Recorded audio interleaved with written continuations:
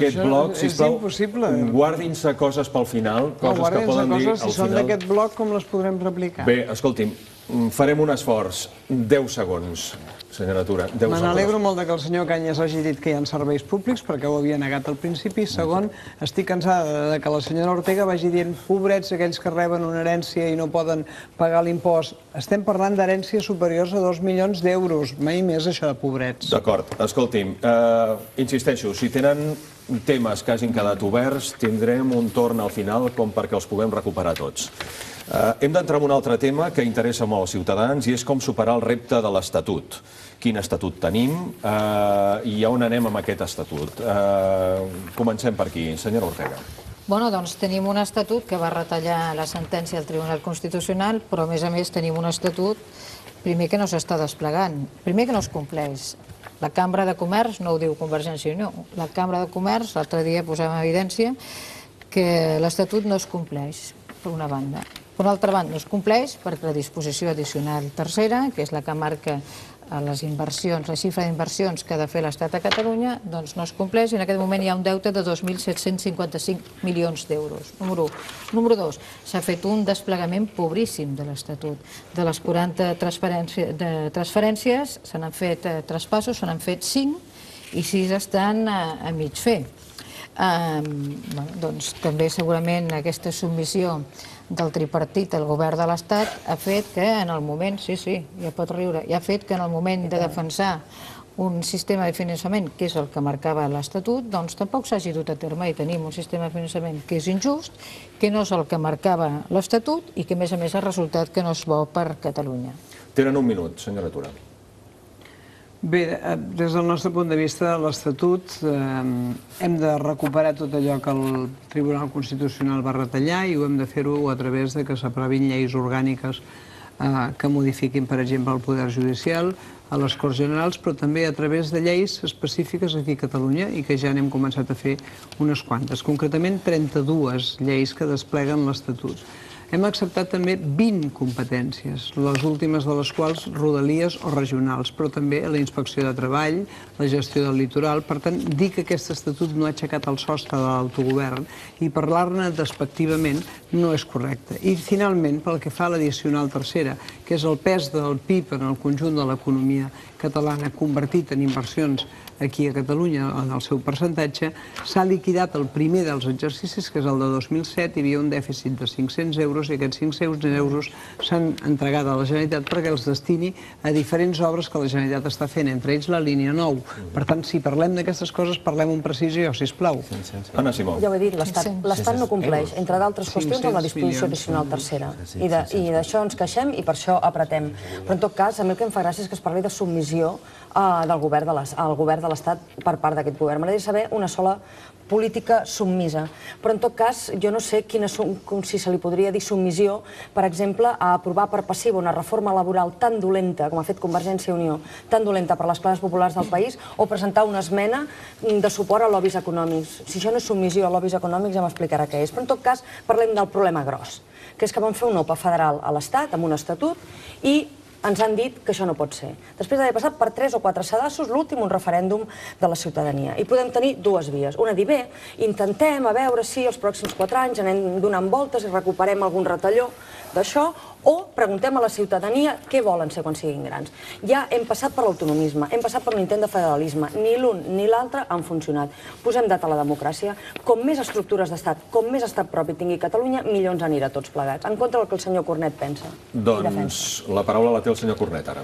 Però no m'ataqui abans de començar, senyora Simó. És que jo, pobra de mi... Afirmo. Se va a patar con Convergencia. No ataqui el PP, no ataqui el PP sempre. Escolti, miri, tenim el millor estatut de la història perquè és un estatut legal.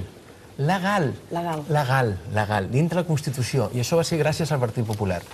Vostès no tenim l'Estatut que el senyor Zapatero va prometre que aprovaria l'Estatut que sortís al Parlament. Exacte, això és no tenim l'Estatut que va prometre o va pactar el senyor Mas amb el senyor Zapatero. No tenim l'Estatut que va ningunear al Parlament. No s'enfadi, deixi'm acabar, home. No, deixi'm opinar. Bueno, ja, no, per suposat. Podem debatre una mica perquè... No, tenen un torn tancat de paraula cadascú.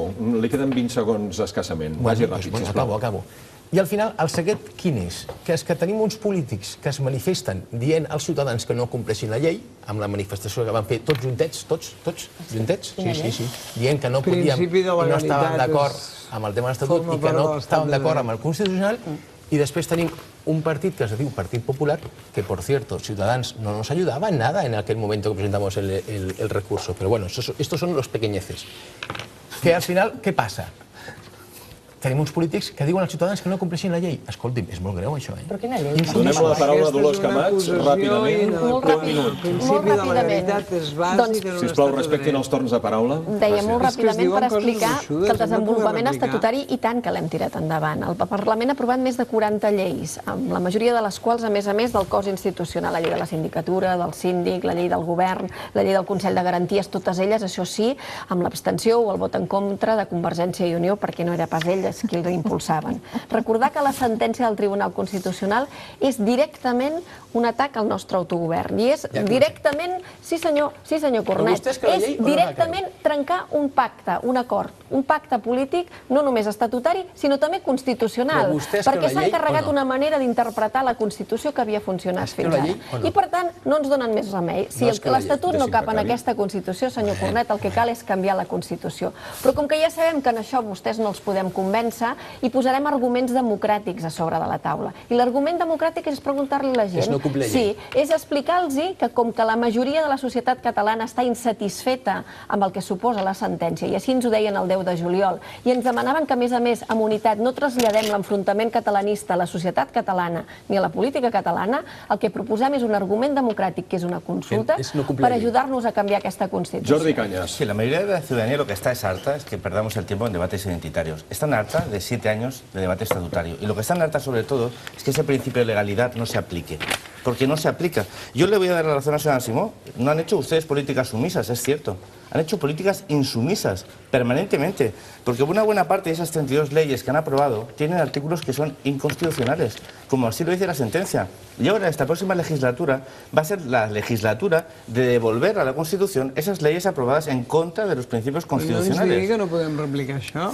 Lo que no se puede replicar, lo que no se puede decir es que ni un juez ni 100 dirán lo que es Cataluña. Lo que tiene que ser el principio de legalidad es respetar las leyes y las sentencias. Esa es la obligación. Y no decir que si una sentencia a uno no le gusta, no la aplica. Como les he escuchado a ustedes, a ustedes, a ustedes y a ustedes. No cumplirán las sentencias que no les gustan. Y eso lo veremos. Claro que las cumplirán. No lo duden. Por supuesto que las cumplirán. Pues entonces abandonen ustedes, no el gobierno, abandonen ustedes la política democrática. La democracia significa respetar los principios, las leyes y las sentencias. Y no hacerlo como uno le da la gana. Porque si un ciudadano hace lo que hace usted, o lo que hace su partido, o lo que plantean hacer, estaria en prisió.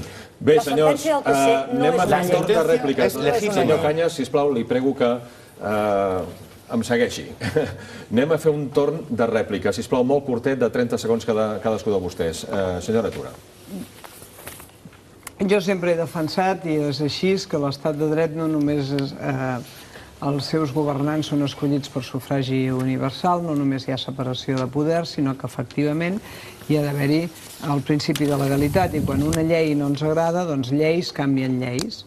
El mateix Parlament que ha aprovat una llei, si no ens agrada, n'aprovarà una altra. Però totes aquestes lleis de desenvolupament de l'Estatut s'han aprovat recentment i que jo sàpiga no n'hi ha cap de declarada inconstitucional. En canvi, sí que li vull dir que hi ha una sentència del Tribunal Constitucional, que és la número 337 del 94, que parla de cooficialitat lingüística i inclou accions polítiques de promoció de la normalització lingüística per assegurar el respecte de l'ús de la llengua pròpia de la comunitat a fi de corregir la situació històrica de desigualtat.